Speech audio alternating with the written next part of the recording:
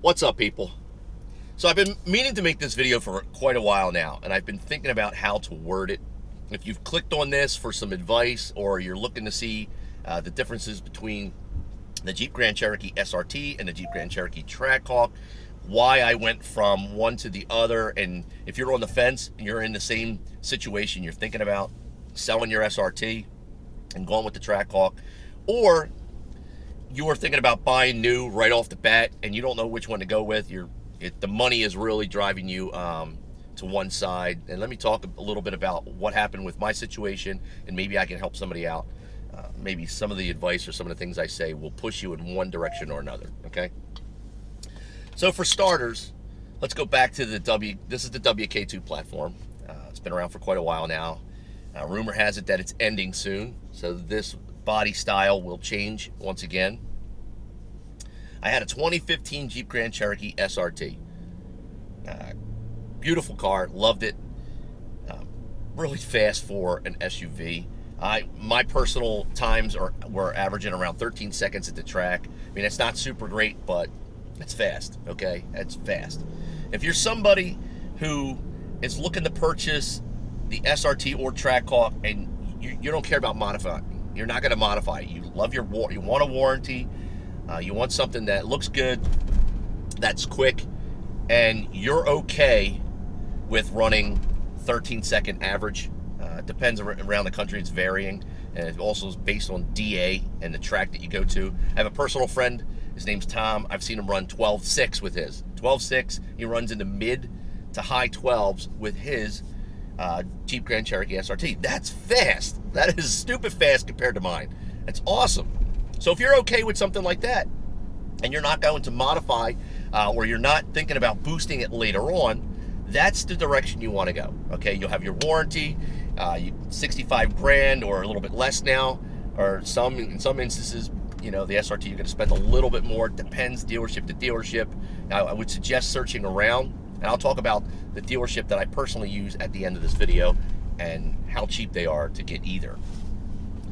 So if that's you, if I just described you, you're just looking for the vehicle because you like the way it looks, you want something that's fast, money is an issue, and you're not looking to modify, the Jeep SRT is a great platform. There's nothing wrong with it. It's fast and it's nice.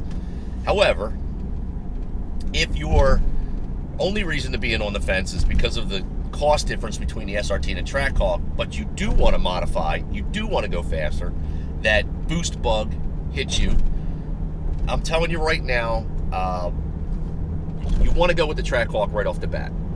I did the route. I did the Pro Charger route, the boost route, on a stock 392 with my 2015 SRT, and it was fun. It was fun. That kit is still running strong. I know the gentleman who bought it.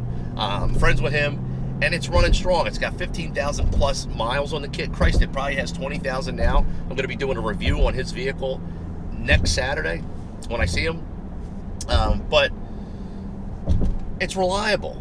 I used HHP in Smyrna, Delaware. That's high horse performance. Josh and his gang down there are wizards with the Hemi world. I mean, they have the fastest Gen 3 Hemi in the world for a reason. It's all they do is work on Hemis. They installed my kit, real safe tune, 6 PSI, and that thing used to rip off an 11.5 at the track and a 0 to 60 of 3.2. That is Trackhawk power. That is Trackhawk times on low boost. But the cost of getting there was $11,000. It was actually $10,900 and something and change. Exit the highway excuse me. at exit 15. So when I add that to the cost of the vehicle that I bought just 3 years prior, I could have bought a Trackhawk. And that's the thing. The Trackhawk wasn't out when I purchased the SRT, but that gap, that price difference, that I'm boosting it later mentality, I should have well, if I would have known they were coming out with it, I would have held Exit the off highway and at purchased exit 15. the Trackhawk right off the bat. Because another thing you're going to lose, besides that money in your pocket, excuse me, is your warranty. Your warranty is going to go bye-bye. And you're going to need that warranty with the WK2, with the Jeep. Why? Because there are a lot of known little issues, little pain in the butt bugs that occur. Door actuator. On my 2015, my door actuator here and in the back passenger side failed. Each one failed. Now the vehicle is only 3 years old, so everything I'm telling you happened within a 3-year span. The water pump failed at 39,000 miles. The headlight ribbon went bad, had to be replaced. The fuel door was broken, had to be replaced. The blower motor for the heater. 1,000 feet. Turn left onto 4th Excuse me, McLean one Road. second. Take The blower motor for the heater and air conditioner, that had to be replaced. What else? We talked about the water pump. Oh, and the number one thing that always fails in all these WK2s is the carbon fiber trim. If you just bought a Jeep Grand Cherokee SRT or Trackhawk and you have what I'm talking about in your WK2, guess what? Your carbon fiber trim is going to peel. It's going to peel. It's going to warp. It's going to fall off. It's happening. Don't worry about it. They've extended the warranty on that, and it's covered. Make sure you find a good dealership, though, because they will try to rip you off in some places. So there's a lot of little, irritating things that can occur with your vehicle, and not having a warranty or not being able to have it covered is a big deal, okay? Especially with your powertrain. I mean, especially with anything that goes wrong with the engine. Another thing that's happening to a lot of people with the Jeep SRT, with the 392, is they're having lifter failures in the 50,000 mile range. That's a young vehicle. 50,000 miles? That's not a lot of mileage. I'm sorry, that's not a lot of mileage for a vehicle that's having a lifter issue and having to have their engine either replaced or taken apart and fixed. That's a big deal to me. So if you are on the fence and you're a modifier or you're someone that wants to go fast, two things I'm going to recommend if money is the issue. Hold off on your purchase, save for another year or two, and then put more money down to get that cost of the vehicle lower. Or spend the money now with your payment to get the vehicle that's already covered. You're already going to be running almost a high 10 right out of the box stock. The fastest Trackhawk is an 11.25 on a tire stock.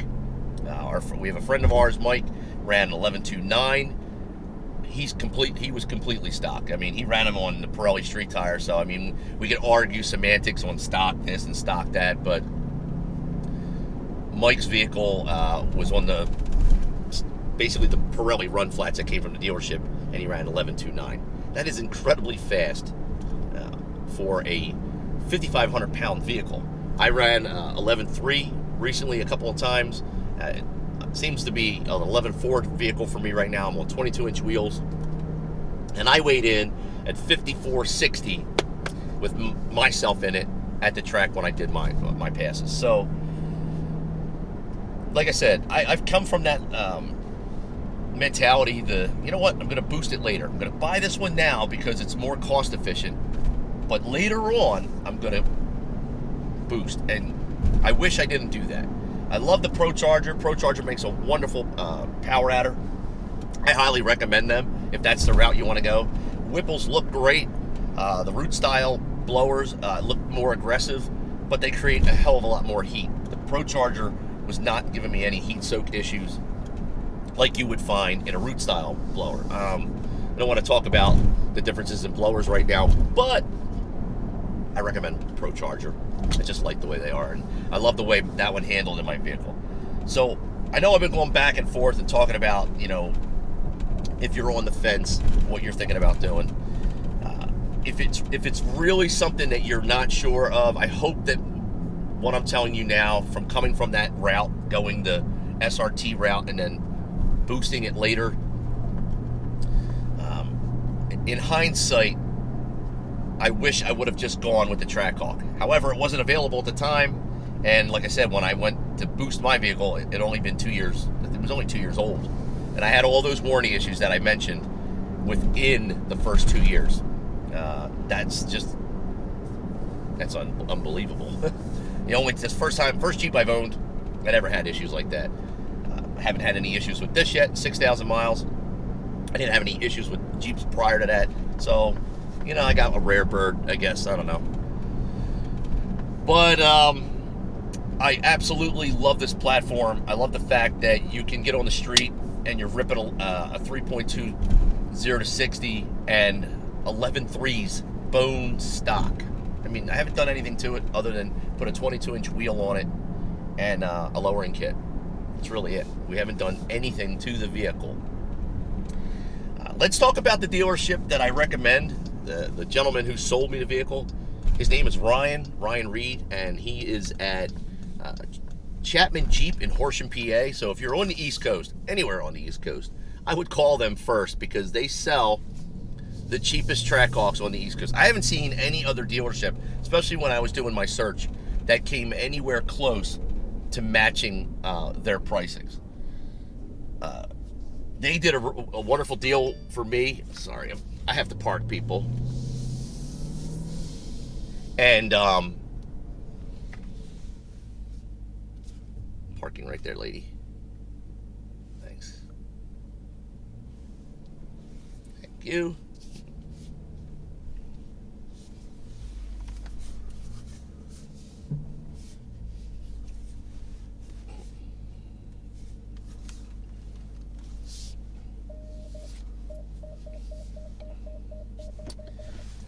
I apologize for that. I had to park real quick, and so had to edit that. I hope I remember to edit it in post, but you can always let me know below if I forgot. So anyway, Chapman Jeep in Horsham, PA. Cheapest Trackhawks. Pretty much the cheapest Jeeps I've seen anywhere. I went to them specifically to check out some warranty issues. When I got there and I started talking to Ryan about pricing for actually trading in my vehicle, which was a highly modified Jeep at the time, they gave me a great deal. They gave me a couple $1,000s over Kelley Blue Book. They did a wonderful deal for me. And the base models up there, you can get them for, I think, $78 now. You'll have to go online and check. It keeps changing. At the time I went, they were $80,000 and $81,000. That's the cheapest anywhere on the East Coast. I haven't seen anybody else match that. And if there is some place that's beating that right now, and you guys can link it below, do me a favor, post a link below for others to also, check that out if you're local on the East Coast, or if you're, even if you're not, if you're on the West Coast and you want to help somebody out and you say, hey, this is the cheapest in this area, post the links below. I'll check them out. I'll prove them. I'll make sure that other people can, find these dealerships. They're like rare to find a good place that is actually not trying to just rip you off and overprice their vehicles. But so I know I talked for quite a while here, for 10 minutes or so, and the whole intent behind this was to maybe help give somebody who was on the fence a little push in one direction or another. Like I said, if you are someone who doesn't modify, you don't care about the top speed or how fast, you want something that's quick, powerful, and looks good, the Jeep SRT is a great platform. And money is an issue, the Jeep SRT all the way. Looks just like the Trackhawk. If you're somebody who, like me, like myself, wants to modify and is going to modify that SRT, and you're really thinking about making it go faster down the road, but you want to space it out because of money, I'm telling you right now, my recommendation is to hold off, save that money up front, and then purchase a Trackhawk. Or go right with the Trackhawk. If you are on the fence about it, it's just a better platform. You're getting the 8 HP 95 transmission over the 8 HP 70. The numbers basically, the 8 HP 95, the 95 stands for 950 meters, Newton meters of torque that this transmission can handle. It's a very reliable transmission to start with, but now it's beefed up and able to handle 1,000 horsepower from the crank, no problem. The 8 HP 70 is not bad. I had it in my SRT while I was boost. It's still stock with that vehicle. and it's still going strong. So it can also handle a lot of power. But down the road, wear and tear, you're looking at spending money on upgrading those components, and it's going to cost you a lot. Let's see. The internals of the 6.2 are forged. What a lot of people don't realize is the 6.1, the 6.4, and the 6.2, they're all based off of the same engine block. It's the same engine. It's all about bore and stroke. The 6.4, the walls are a little thinner, so if you were going to boost and stroke it out, the highest you can go, I believe, is a 426. If you're going to put a power adder on top of that, a 440, you'd be too thin. You wouldn't be able to put a supercharger on top of that if you stroked it out. This is basically a supercharged 376, and I don't want to start talking about random, technical information or whatever, but they all come from, they're all basically almost the same block. Bore and stroke changes everything, and supercharging this platform. It's forged right from the factory. What they do is they put that engine block, they dyno that engine for, I think, 40 straight hard minutes. So during your break-in process, those first 1,500 miles, that's for the rest of the drivetrain. You want to make sure everything else is good to go. A lot of people will give you all kinds of information about, well, I drive it from the dealership like I stole it. That's how you want to drive it. Break the engine in that way. These are all myths. You want to do that, that's fine. But there's a reason why that break-in period is recommended. Just follow the recommendation. It's not going to kill you to wait 1,500 miles. All right, I think I'm getting a little off track here. I hope that anybody who had any questions will ask me below. Coming from the 2015 SRT, pro charging it, and then going to the Trackhawk, I'm so glad I did. Absolutely 100%. I would do it over in a heartbeat. Wish I would have done it sooner. If the vehicle was available in 2015, I would have purchased it right up front, because I like to modify. I like to go fast. I'm not content with stock Trackhawk power. We are taking this to HHP in Delaware to have them do a pulley swap, a tune, larger injectors, possibly an intake, and we're going to be cracking into the 10s easily with that on street tires. So that's all down the road. Again, guys, girls, if you have any questions for me, something maybe you were looking to hear in this video and I missed it, ask me below. I'll respond to you. I hope I didn't drone on too long. I know I have a tendency to do that.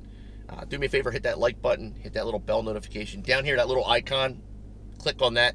Please subscribe. I really appreciate it. Once we hit 10,000 subscribers, I will be giving away $500 in cash. Also, a couple of Blackview dash cams. Blackview is my sponsor. I promote their cameras. They're awesome people. Their cameras are amazing, and I will be giving away a couple of cameras. I think last but not least, don't forget to check out Chapman Jeep in Horsham, PA. And you guys and girls be safe. I'm out.